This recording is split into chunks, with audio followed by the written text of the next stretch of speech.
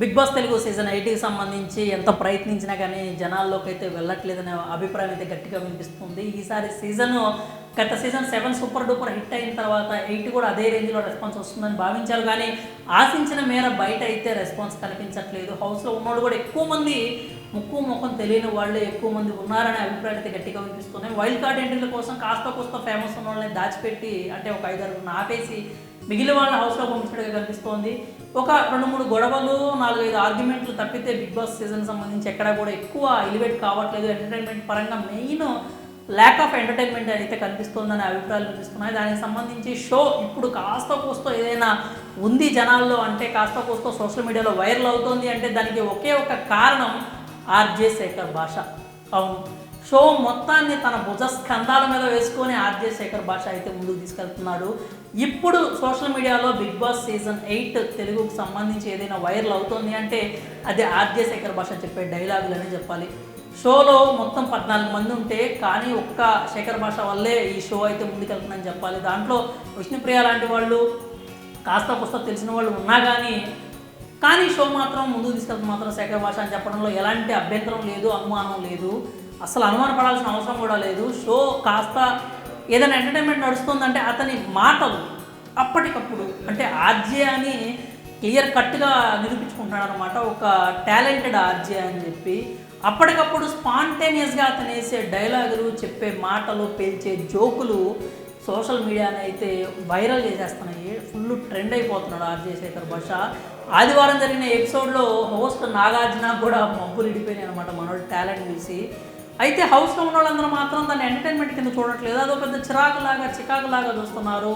అదేదో యానిమల్ని డెడికేట్ చేయమంటే నిఖిల్ కావచ్చు, ఆదిత్య కావచ్చు, మన నాగమణికంఠ కావచ్చు, వీళ్ళందరూ కూడా దోమ అని చిరాకు పెట్టిస్తున్నాడు అని ఒక ట్యాగ్ అయితే వేసాడు. కానీ వాళ్ళకి విషయం అర్థం కావట్లేదు.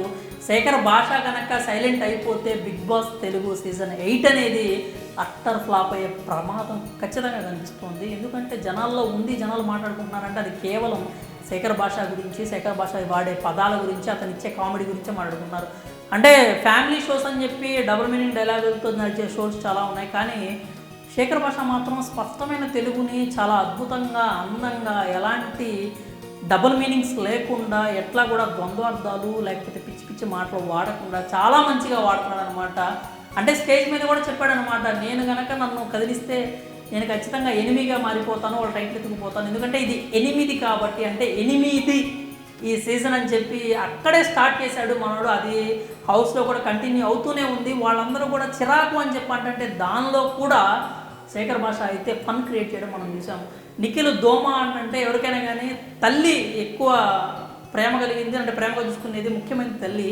అలాంటిది నాకు 2 తల్లులు ఇచ్చవద్దో మా అని చెప్పి చెప్పడం అయితే నెక్స్ట్ లెవెల్ అని చెప్పాలి. ఇక ఆదిత్య దోమ ఇచ్చినప్పుడు నేను నిన్ను మామ అంటాను, అందుకని నువ్వు మా కింద దోమ నాకు ఇచ్చావని చెప్పి ఆదిత్య కూడా చెప్పాడు. ఇక అసలు నాగమణికంఠకి ఆ దోమకి చెప్పిన డైలాగ్ అయితే నెక్స్ట్ లెవెల్ అని చెప్పాలి. ఎందుకంటే ఆ నాగమణికంఠ వచ్చి చిరాకు పెట్టిస్తున్నావు నన్ను అని చెప్పి ఆ ట్యాగ్ మెడలో వేసినప్పుడు నువ్వు మూలకెళ్ళి కూర్చుంటావు, ఎవరైనా నీ దగ్గరకు వస్తుంటే రాకు అనేది నువ్వు, ఈ మెసేజ్ నీకే అని చెప్పి చెప్పడం అయితే అసలు అద్భుతం, మహా అద్భుతం అనే చెప్పాలి. ఎందుకంటే అతని స్పాంటేనిటీ అనేది, ఆ స్పాంటేనియస్ అప్పటికప్పుడు వచ్చే ఆ మాటలు, ఆ జోకులు నెక్స్ట్ లెవెల్లో ఉన్నాయి.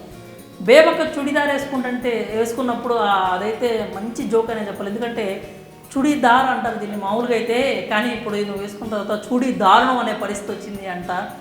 ఇక బంగారం బన్నుని బర్న్ చేస్తే బంగారం అయిపోయిందంట. ఈ లాజిక్ అయితే అసలు ఎవరికి అర్థం కావట్లేదు. ఇంకా క్యాఫిటేరియా అని ఎందుకు అంటారంటే కాఫీ టీ తయారు చేసే ఏరియా కాబట్టి క్యాఫిటేరియా అంటే, ఒకవేళ ఇది నిజమేనేమో అనిపించింది ఎవరైనా వింటే, నిజంగా అలాగే అనిపించింది అనమాట. క్యాఫిటేరియా ఏంటంటే కాఫీ టీ చేసే ఏరియాని క్యాఫిటేరియా అంటారు అని చెప్పేయటం అస్సలు అమ్మో. శేఖర్ భాష వేసే జోకులు కావచ్చు, ఆయన చెప్పే మాటలకు కావచ్చు నెక్స్ట్ లెవెల్ రెస్పాన్స్ అయితే వస్తుంది. హౌస్లో వాళ్ళందరూ కూడా శేఖర్ భాష చికాకు పెట్టిస్తున్నాడు, మేము సీరియస్గా ఉంటే ఏవేవో జోకులు వేస్తున్నాడు అని చెప్పి అనుకుంటున్నారు. కానీ శేఖర్ భాష లేకపోతే బిగ్ బాస్ తెలుగు సీజన్ 8 అయితే ముందుకు వెళ్ళే పరిస్థితి లేదు. కనీసం ఈ 5 వారాలు వైల్డ్ కార్డు వచ్చే వరకైనా కానీ షో గురించి జనాలు మాట్లాడుకోవాలంటే శేఖర్ భాష లాంటి వ్యక్తి చేసే కామెడీనే ముఖ్యమైన విషయాన్ని అయితే వాళ్ళు తెలుసుకోవాల్సిన పరిస్థితి ఉంటుంది. అందుకనే అతను చాలా స్ట్రాంగ్గా ఉన్నాడు కాబట్టే నామినేషన్స్ నుంచి సెకండ్ ప్లేస్లోనే సేవ్ అయిపోయాడు అనమాట. చాలా స్ట్రాంగ్గా ఉన్నాడు, జనాల్లో బాగా నడుస్తుంది శేఖర్ భాష పేరు. అతని నుంచే షో గురించి కూడా మాట్లాడుకున్నారు. కాబట్టి ఈ సీజన్కి సంబంధించి ఇప్పటి వరకు బిగ్గెస్ట్ ఎంటర్టైనర్ ఆఫ్ సీజన్ ఎవరైనా ఉన్నారంటే అది శేఖర్ భాష అనే చెప్పాలి. మరి శేఖర్ భాష ఫన్ మీకు ఎలా అనిపిస్తుంది, అతను పిలిచే డైలాగులు మీకు ఎలా అనిపిస్తున్నాయి, మీ అభిప్రాయాలని కూడా కామెంట్స్ రూపంలో తెలియజేయండి.